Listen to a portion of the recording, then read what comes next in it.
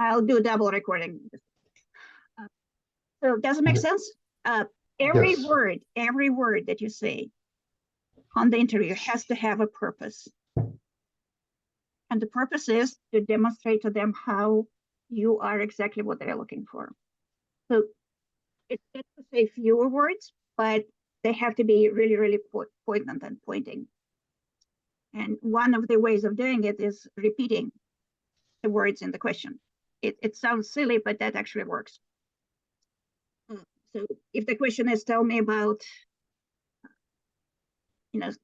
different specialties collaboration, you have to use the word different specialties collaboration, and very important, have an example.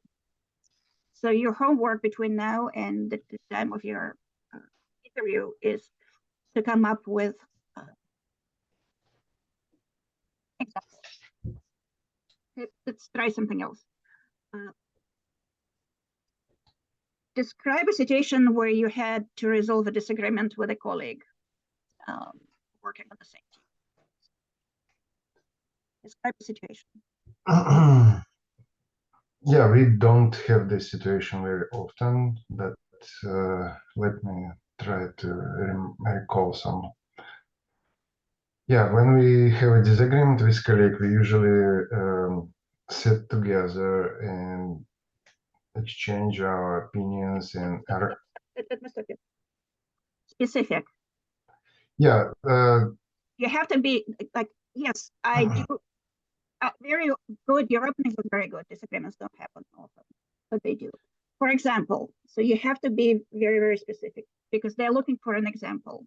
Yeah, today on a group meeting, we have some different opinions from one of my colleagues regarding my data, which I sent to him.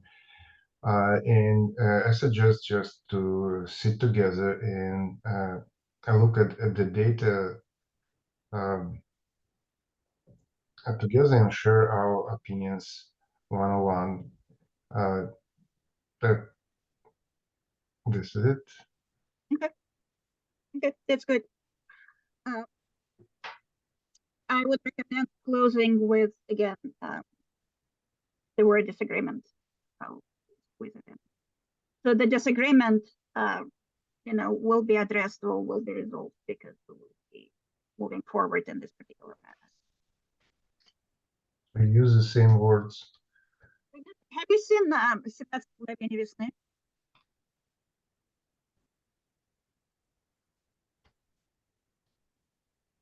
Sorry, can you repeat? Вы смотрели 17 мгновений весны? Классик. Very, very long ago.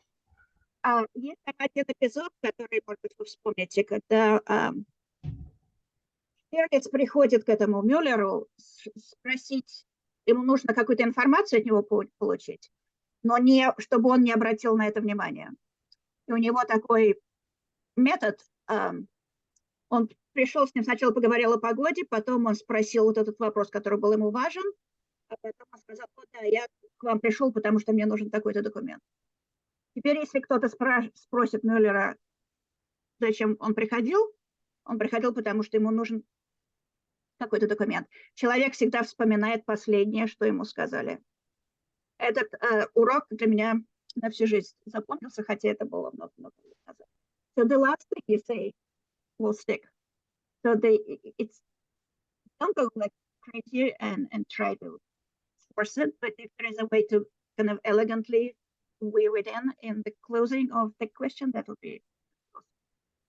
Yeah, I think my English is not that rich to to be able to manipulate elegancy.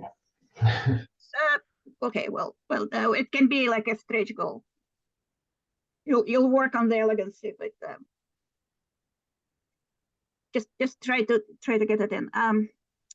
So when I was looking at your resume, you have a very solid academic experience, but corporate work is very different, and it seems like most of your work was in an academic environment. What do you think is the differences between corporate work and academic work, and how do you adjust? Differences. Well, first of all, last 10 years, I was working in industry, in a startup.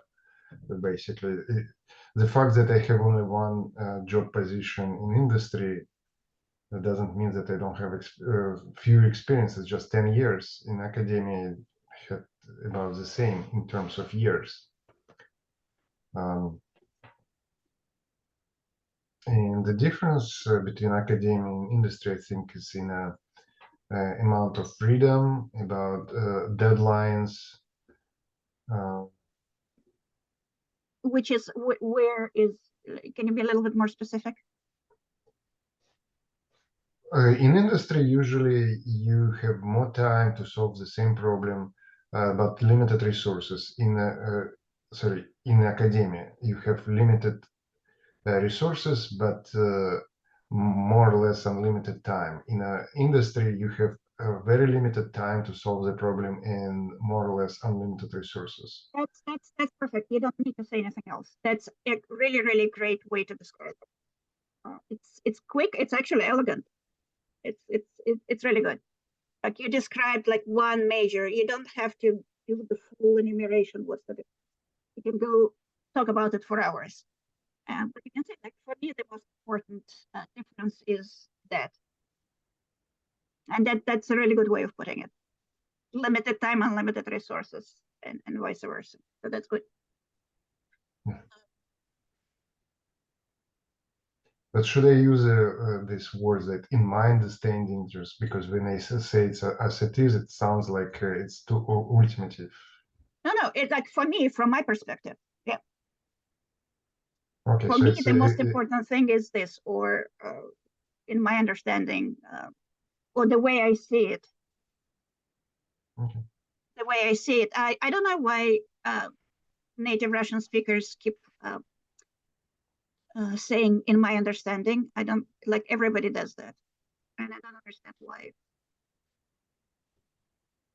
Maybe it's a big, насколько я понимаю, but in English it's more. It sounds better if you say the way I see it, or from my perspective, or in my opinion. It's not wrong to say in my understanding, but it sounds a little bit less firm, like you're not sure.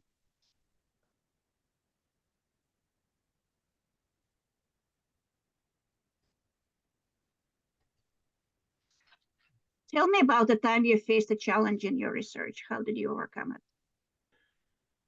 We actually face challenges all the time in our research. It's a research. Research means that you do repeating the same thing because you experience challenges.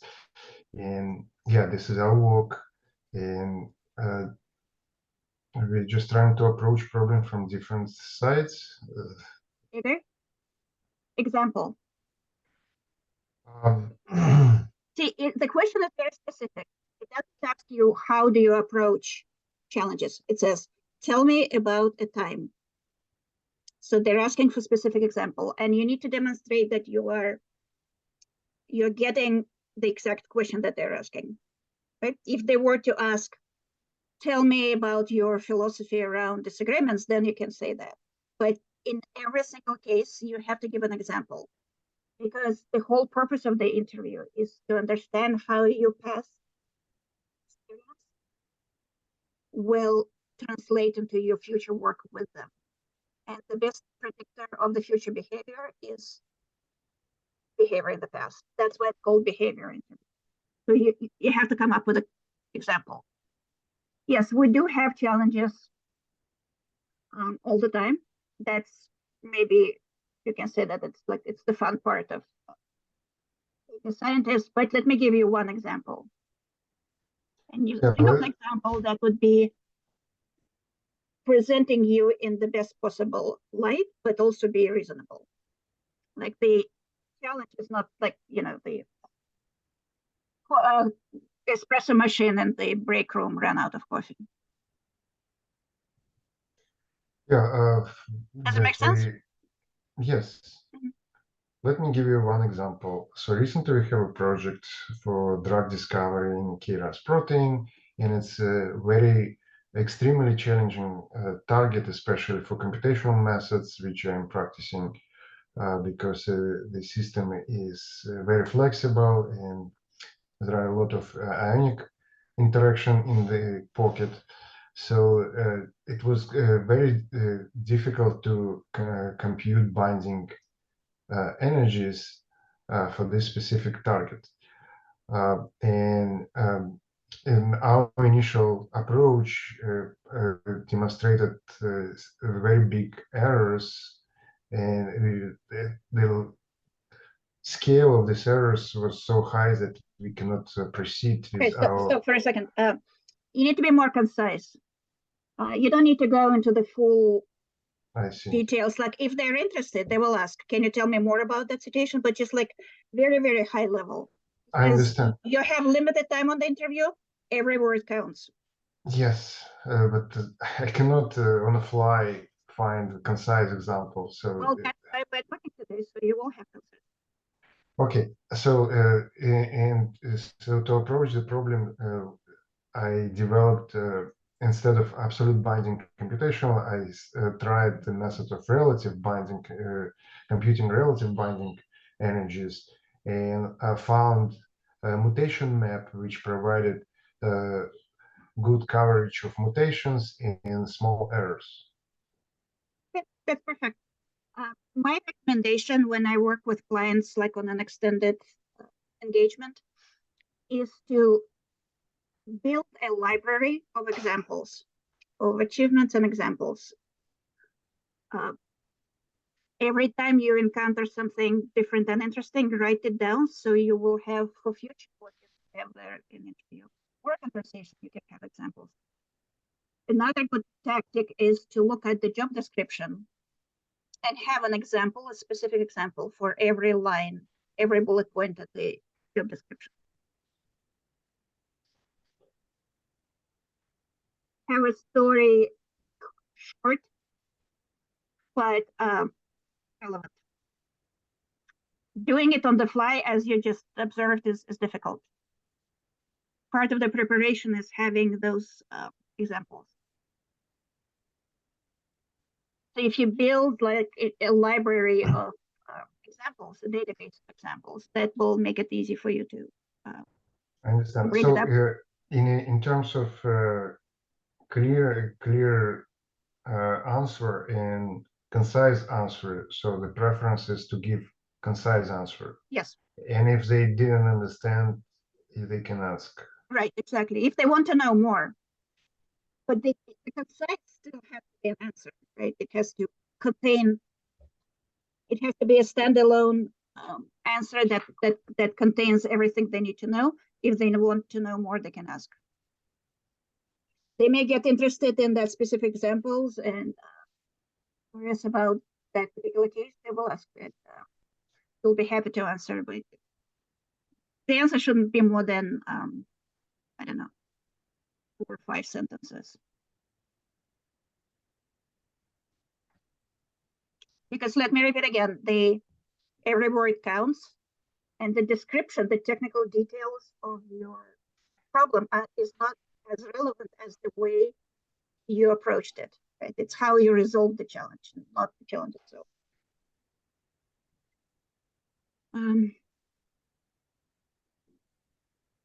Can you give me an example of conflicting priorities when you had conflicting? Again, listen to the question.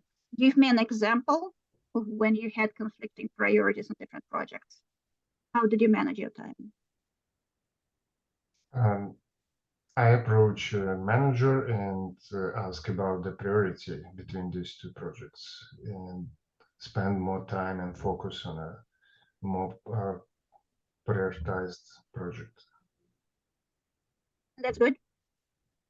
So now you know the priorities. How do you manage your time if you have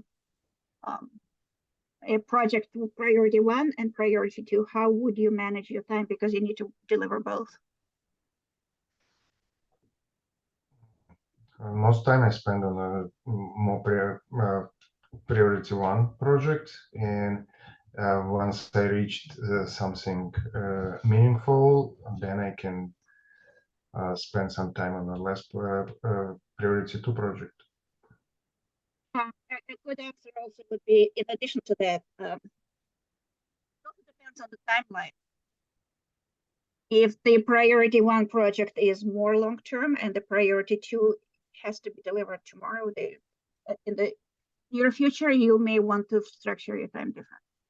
Sure, but I think it's by definition it's already priority 1 is priority 2, because the priority, I mean, in the terms of timeline. Well, there is urgency and then there is importancy. Something may be less important but more urgent. Yes. Right? So that's there is a nuance there.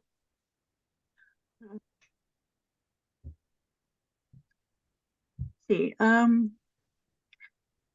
me about the time when you had to deliver difficult feedback to someone you worked with. How did you approach it?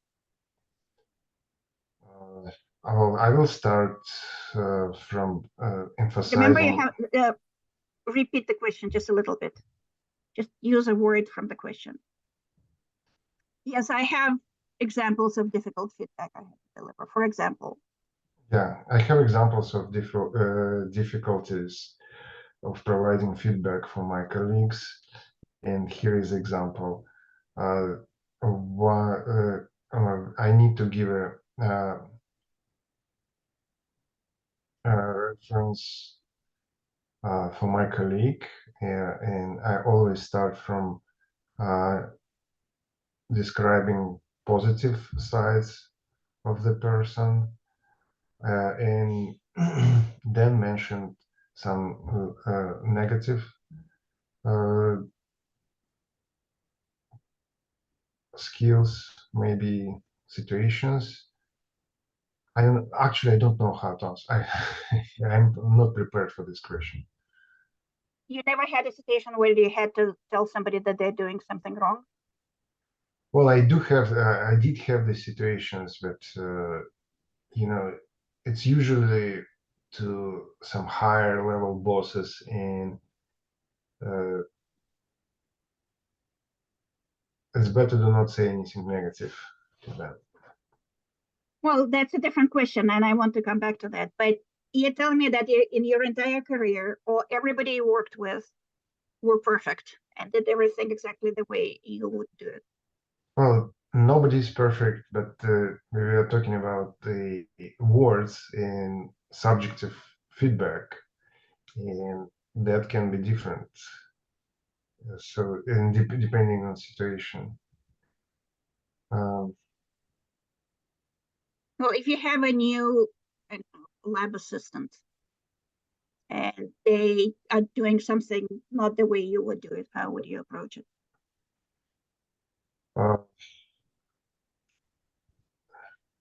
I actually have no experience with lab. I'm a theoretician. I'm doing computations. Okay, I take my words back. Yeah, definitely we have colleagues. Recently, some of our team joined another team member, and I have to teach him. He's really good in executing routine tasks, and he's very efficient in this. But when you need to do something more challenging and dig deeper inside the problem, then he usually do not provide this kind of research. So usually I am trying to emphasize his good sides, good skills, and then maybe mention a little bit his or weak sides. Yeah, I would strongly recommend for you to come up with an example, even if it's so from like way past or something, but it's not like I would do this and then do this. It's, let me give you an example.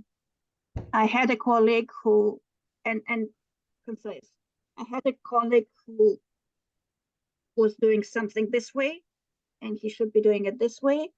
So I told him, I really appreciate the quality of your work and it's a pleasure working with you. May I make a suggestion? it would be better if you use this method because it will lead you to where you need to go, as an example. But saying if we can make a suggestion is a really good opening because people have to agree to it. Yeah. Actually, I was in an interview process in about a year, even more than a year. I never heard this kind of questions. We usually are not interviewed by HR people who just touching our communicative skills with colleagues. We usually have questions only related to research. Mm-hmm. So it's interesting. So the people who interview you are not looking at you as a person, just as a researcher, because they will have to work with you. Yes. How do you know that? How do they know that you will match their? I don't know. I think most people in a research area they kind of HD people, and they're hard to communicate, and so we kind of more tolerant to each other in this sense.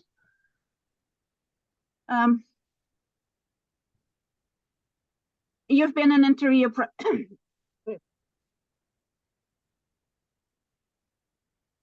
for a year. What was not working for you in your opinion?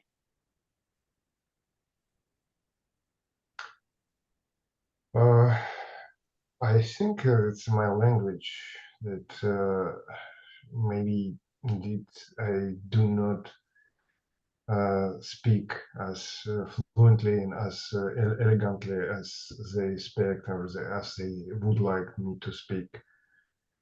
Your language is fine. Your language is really good, and people have all kinds of accents, and teams are usually international. So there'll be people whose English is less understandable than yours. I don't think language is a major. Your level of language is perfectly adequate for any job. You are clear, you know your technology, you know your language of science, and you can get across. The one comment I would have is that you talk too much. Okay, good. It's good comment. It says to admit it. Oh, I remember we had one interview in a company. The guy flew from across the ocean from Great Britain to us for the interview, and he just spoke infinitely long. He just any question like what is the temperature, he will speak like 5 minutes about this. He'll explain you how the temperature is measured and what is the average temperature. I know these people. Yeah, but that was I was always thinking that I am concise, the most concise from all of my colleagues, but you're saying that I am this is my main issue. No, I'm not saying that's your main issue. No. The main issue is that you have limited time.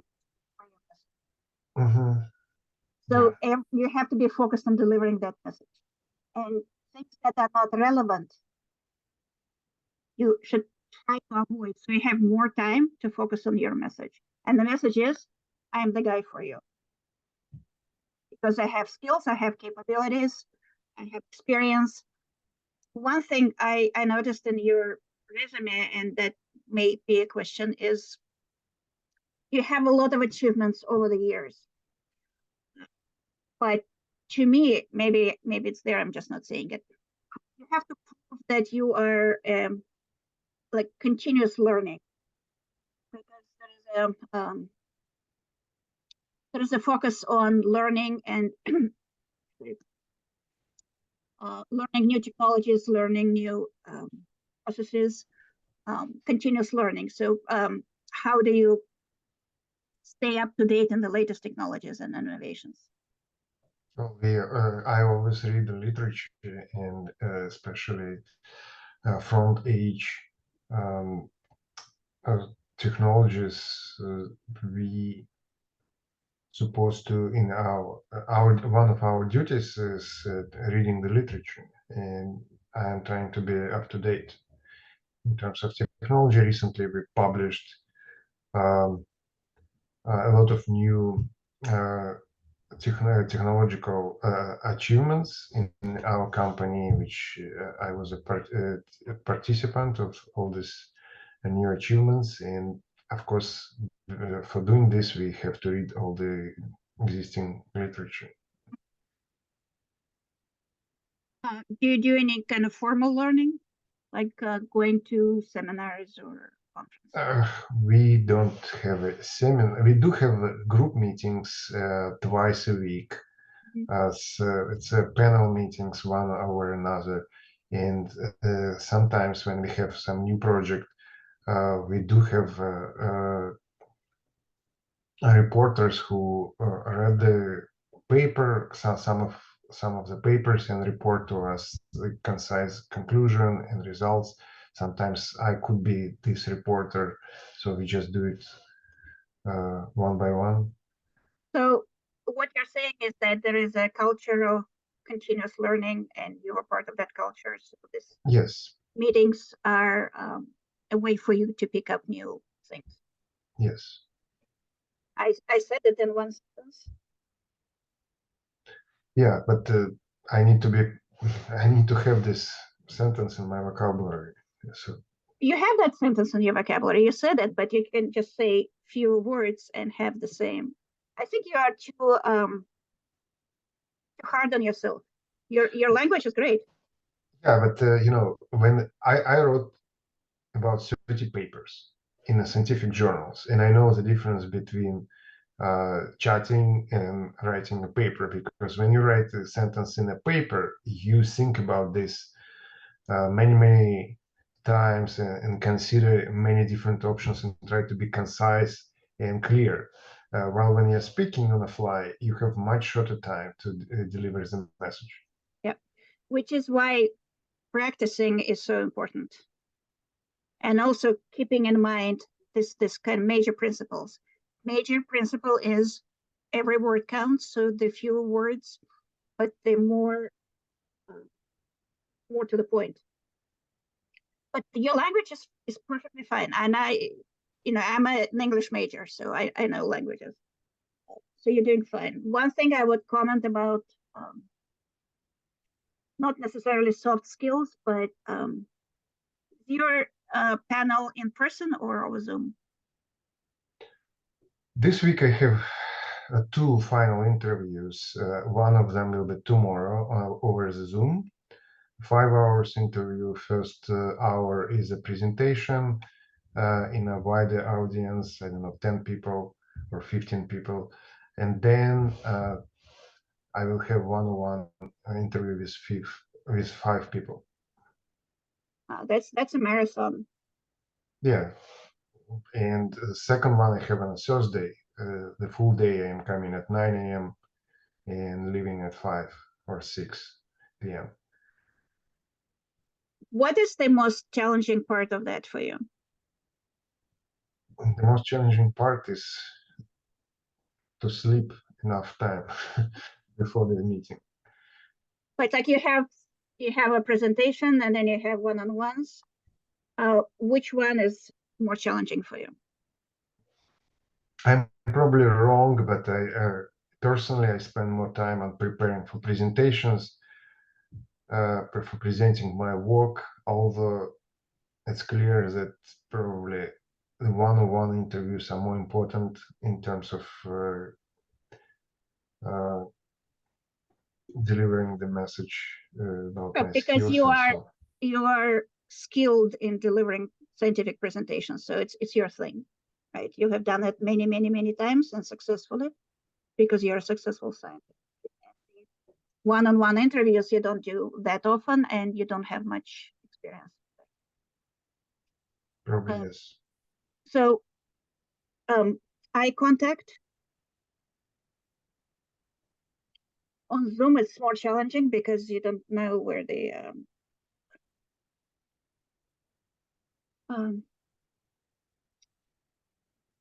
You don't know exactly where the screen is or the lens, but it's most definitely not there on the bottom right. You tend to move your eyes towards like down when you talk. And that's a very, very common thing for everybody from the former Soviet Union. For us, eye contact wasn't common. I had to train myself for good 3 years, I think, before I was comfortable having an eye contact with people. But it is important because it establishes trust and rapport. So if you're answering sideways, it creates an illusion of not full transparency, not you don't come across as more trustworthy and relatable. And people may not even understand that they're having that impression, but there is a plethora of research on the subject, and it is a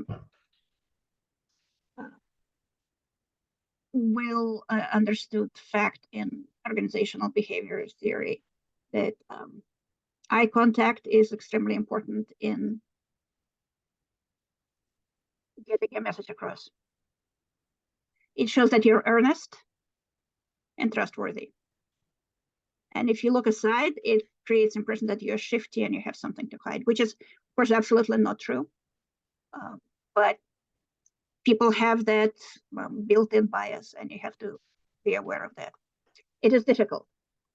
It is super common. How I look right now? Right now it's perfect. Right. Okay, so right now. You can move. You can, like, you don't have to stare. But when you answer, keep that in mind. And also during presentations, I don't know how you are as a presenter, but in the presentation, you also need to have eye contact with the audience. Do you do that? You can look aside. You don't need to stare. No, you know, most of the time, recent years I was doing presentation on a Zoom for interview process.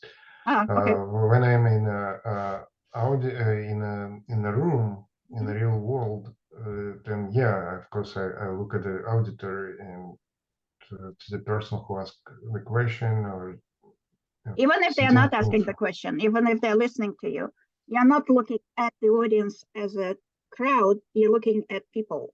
Like you are, the way I describe it is like you shine a light, like a flashlight, across the front row, for example. So you look at somebody, but each sentence you try to look at one person for each sentence. It doesn't have to be the same person. But establishing this eye contact with the audience is also very important. So you're not like swiping at them, but you're like stopping for a second. And that will make people actually nod. They tend to nod. Like if you're looking at them and telling them something, they tend to nod, and that's a good thing because they're agreeing. Is it better to be in glasses or without glasses? Whatever you're comfortable with. Sorry? Whatever you're comfortable with, it absolutely doesn't matter. Are you more comfortable in glasses or not?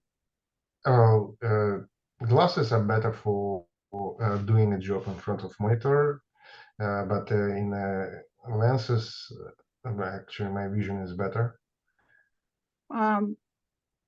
If you can wear lenses, that's perfectly fine if you're comfortable with that. But eyes are more hidden in glasses, isn't it? Yeah, you're right. A little bit. There is a little bit of a. Don't over worry about it. Like you don't want to, as I said, don't stare, but just keep in mind. But this is something which is easy to fix. It's not that easy to fix, actually. I mean, glasses or lenses, it's just. Oh, that is easy, right? I'm talking about the eye contact. Yeah, eye contact is a skill. Yeah. I was working with, so it's people from the former Soviet Union and Israel. Israelis, not the Israelis that work in the US. They adjust. I was on a business trip to Israel, and I was sitting across the room with a program manager, and he's like this big, confident guy. He's a colonel of reserve in the IDF. So he was talking to me. He never looked me in the face. He looked at the corner of the table, and then he quickly like moved across and then talked to the other corner of the table. He never established an eye contact with me, and it was hilarious because, and it's not like I was intimidating or anything like that. Just his pattern of behavior, and they don't even realize that until they come to US, and then they have to relearn. So eye contact is important, and try not to look down. It's okay to like, it's perfectly fine to move your head and be comfortable. Well, I might have my notes. Yeah. If I want to read my notes, I need to look down. I cannot look straight. No, I have my notes. They're on the monitor right next to this window. Okay, then it's short notes. I have a lot. I have pages, so I need some. Okay, it's not an excuse anyway. No, okay, yeah, but it depends. I'm not supposed to have a notes. I'm supposed just to give a talk without any notes. Right. Or if you have to look into the notes, just say it. Like, let me look it up in my. I have this article. Let me look it up. So that's perfectly reasonable. But try not to do that. And also another thing that's super difficult for us is smiling. Yes. Yeah. You have a really good smile, but to us, smiling doesn't come natural. Yes, especially when you're kind of stressed out. I know. The presentation. I know, but nevertheless. So we need to be artistic. Oh well, it's part of the culture. When I first moved to the US, that was 30 years ago. I was walking down the street, and I was shocked. Like, everybody was smiling at me, and I was like, "Why are they smiling at me? Do I know them?" It's like, what? Why are they smiling at me? It freaked me out until I realized that that's just how people relate. It's an American thing, and you just have to live with it. People smile even in all challenging, even when they shouldn't be smiling. But we will never be that like white tooth big grin. It's just not us. But smiling a little bit makes a difference. You have a great smile, and it works. You don't have to like grin. But yeah. And it's a very serious subject matter, and it's science, and it's stressful, and you have the whole day, so it's challenging to do this, but you come across much more presentable, warm, and everybody wants to work with a person who is presentable and warm. And again, they will have an impression without understanding why, unless people have really studied sociology, psychology, and organizational behavior. They would not understand why they have this reaction, but it is there, right? They will not they may not be able to explain why they have this impression, but the couple of things are the smile and the eye contact. Smiling and eye contact, and be concise. And be concise. Also, examples. Yeah, they may not examples. Give me an example of a typical question that they would ask at the interview. Well, usually all questions are related to the talk, which I give. Sometimes, if they didn't get how I can be, how important,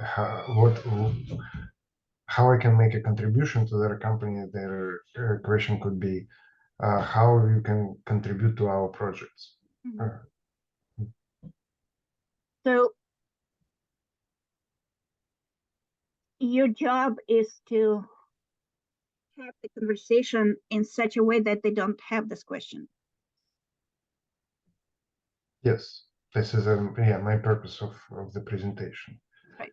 But so it has to be superbly clear to them, and in the interview, just outside of the presentation, when you talk one-on-one, again, delivering the message that you will contribute to their project, you will be a major contributor, and you have the exact combination of skills, capabilities, experience, temperament to do that.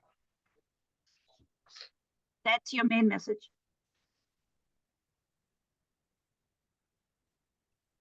So the examples from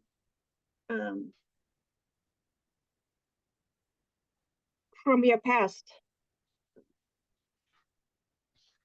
I still think that even in your field, you have to be in alignment with the job description. Yeah, tomorrow I have a presentation. Actually, all the positions where I apply, I'm not the exact match, and I think it's not possible to be exact match. It's never possible. There is no such thing. And there is some overlap with my skills and previous experience. For both positions, I think I have pretty good overlap and pretty good match.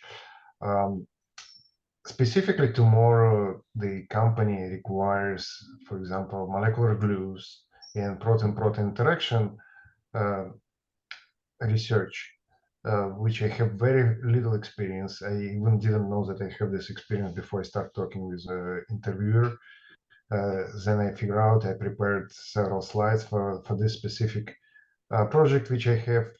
I'm still struggling to find any kind of measure success in this project from my side. And I think my hiring manager arranging interview right after you to go through slides. It looks like it's not usual, I would say. So he wants me to show, or he wants to be sure that my slides are good before the presentation. But still kind of not sure that I have exactly experience which they require. I think I have less experience that they require, but I have much more experience in the field which they might not know that they need them. Right. So there is never 100%. In the best scenario, there would be like 60, 70%. But the question is which 70% it is. Like if you're applying for a job of truck driver and you are meeting like most of the requirements, you're on time, you're attention to detail, you're safe, but you cannot drive, right? So you'll have like 95% match, but the 5% is critical. Your job is to communicate to them that your background will be immensely important to them, and also the focus on constant learning. Yes. Like nobody is born with the knowledge of pretty much anything. So if you can show them how you learn, how did you get to, if you have examples of a switch to the new method or the new technology or the new whatever you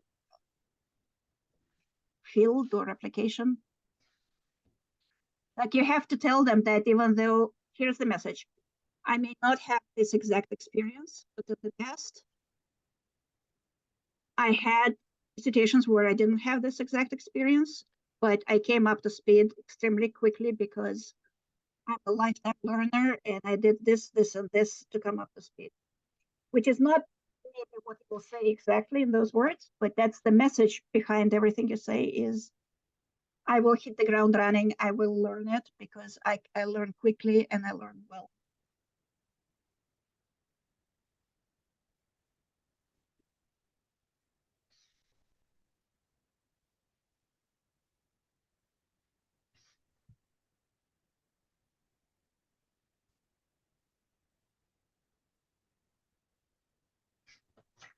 So how you continuously expand your knowledge? They have this question in their minds that, will it take like 6 months?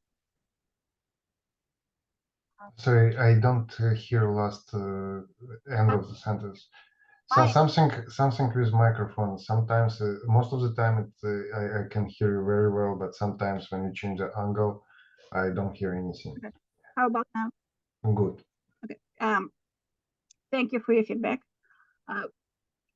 The message that you're communicating to them is that you're quick to pick up new things. In their mind, they may be thinking, oh, he will take 6 months to come up to speed and we need somebody with the skills now. But you can prove to them that you do have the capability and experience learning new materials. And you can just go ahead and say it, or you can give them an example that illustrates it, but that you're communicating this. That even though you don't have this exact, you are, and ideally, if you can give a couple of examples. Yeah, which is I will something. think. Yeah, that's what you need to think about it ahead of time, so you don't have to worry. Let's see.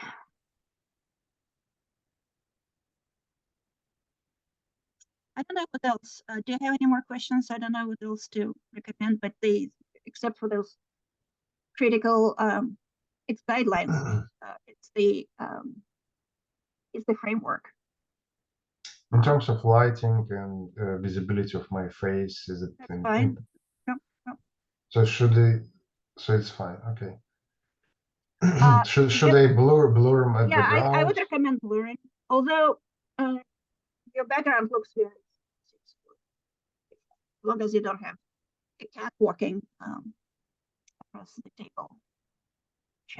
Is it a big no? No, but some people do that in a professional environment. But I do have a cat, but the door is closed right now. I have cats all over. I have 4. And actually, I see it's blurred out, but I see some motion. Yep. Some big object. Yeah, they sit at the table with me at the desk. So the lighting is fine. One thing I would say, it's super bright, so it creates like the eye goes to the brightest object. They just go things for. Turn off this light. So no, not turn off, but maybe move it so that it's. I don't know if it's possible. Maybe make it. You know what? It's not adjustable, is it? The light power is adjustable, but I think I can turn it off completely. But in this way, I have blinking on my face from the front light. Because I have front light, and maybe this is why sometimes I just look. I put my eyes down because it's too bright. Well, then lower the brightness. The room is very bright. You are very bright. You're gonna wear a suit, right? Or you'll be in a t-shirt. I don't know. Maybe like this, exactly like now. Is this how people come to work? Well, in my current place is unusual. They come even it's like they wear like homeless, but I don't know. In a big companies, probably it's not a good practice. I can wear some. Always dress like one step above people who interview you. I see. Now, I don't recommend suit and a tie, but just like a button shirt would be best. Okay. It's more professional. It communicates. It's more like solid. Plus, there's white and white and white. It's really bright. But the lighting is good. I'm actually struggling with lighting, and it's like I cannot get exact what I want. Should be short with black? No, not black. Just not. Well, it can be white, it's fine. White is fine, blue is fine. Black would be too dramatic, I think. Let's see. Yes, it is actually the recommended positioning of the light source is behind, slightly off, so that secondary light is good. But just make it maybe like this.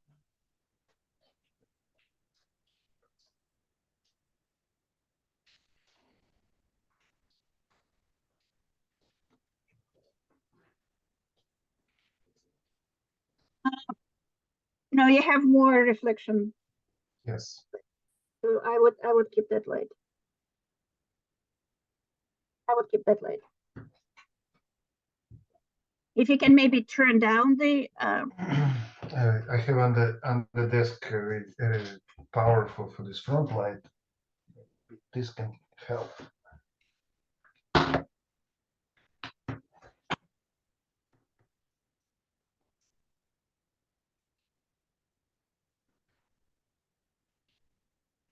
It's changing the color. That's good. Yeah, warm. Yeah, that's much better. It's warm and it's also not as reflective.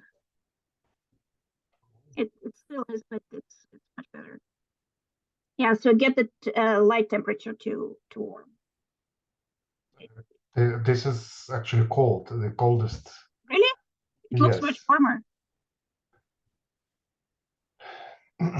Well, that's the monitor and all that, but this color is good. Put it to the warmest. I'm just curious how.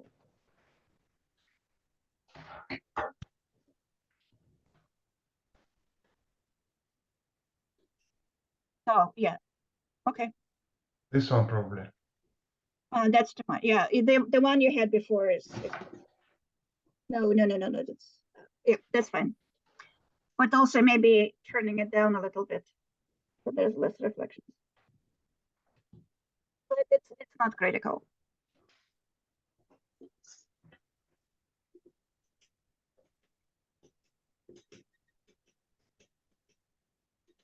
That's too warm.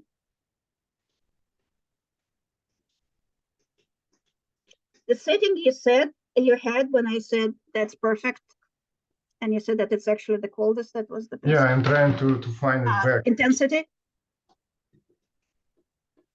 Well, this is good.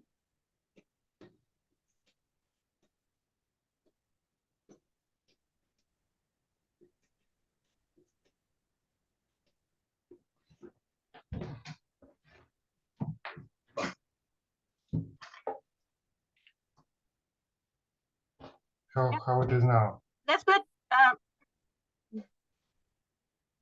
It's good. It's soft. For some reason, you're not okay.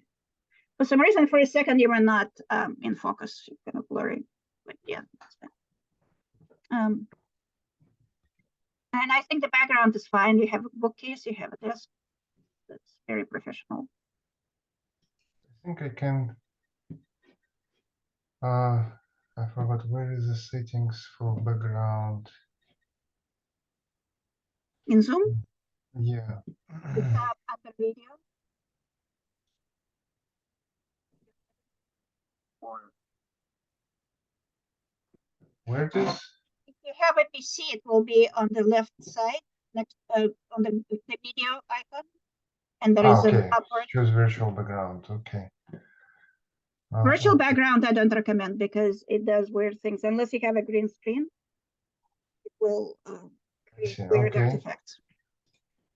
Then what? Video filter or video settings? I wouldn't bother with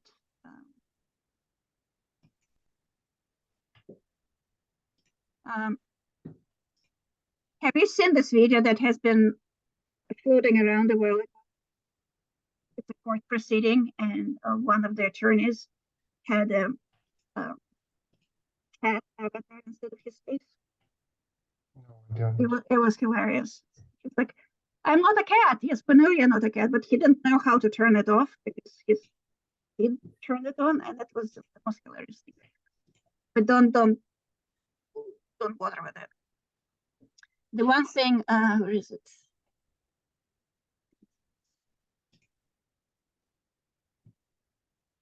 Okay, it's blurry now. No. Keep the real background. Hmm? Don't blur it. You know, something changed in the camera, because when you move your head, it gets blurry.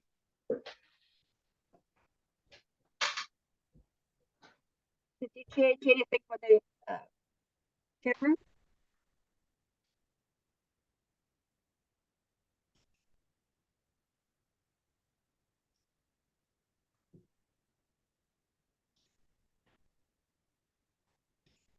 Well, see how when you move, your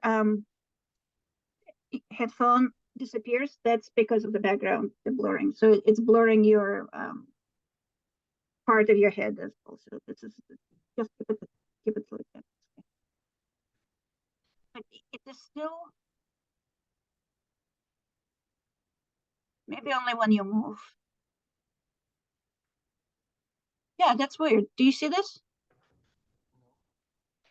When you look at yourself? I see some. You see, when you move, you're for a second you're blurred. Yes.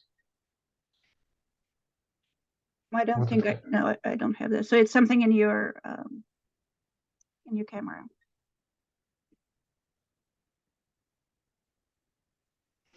And it wasn't there at first. Oh, really? It just maybe... started when you started doing something with the light. Yeah, light is now more obscure than it was. I could not find a way to make it brighter right now. Maybe I need to. Oh, you can figure it out, but I don't see how light would impact this blur. Blur is something else. But it's, if it's software treatment, then light can affect. But yeah, I will figure out. Let's not spend more time for that. Okay. Thank you. Yeah, thank you. Anything else? Yeah, if you can send us me Yeah. some materials to read, it would be nice. Materials such as, I'll send you the transcript, but what else can I can send you kind of interview guide. Yeah, Okay. That one. Okay. All right. And you'll get the transcript. I'll send you some documents I have on the interview process and the interview presence. But don't worry about your language. In fact, don't worry about anything. But remember, you have to communicate that you are the best person for the job. And every question that you and smile.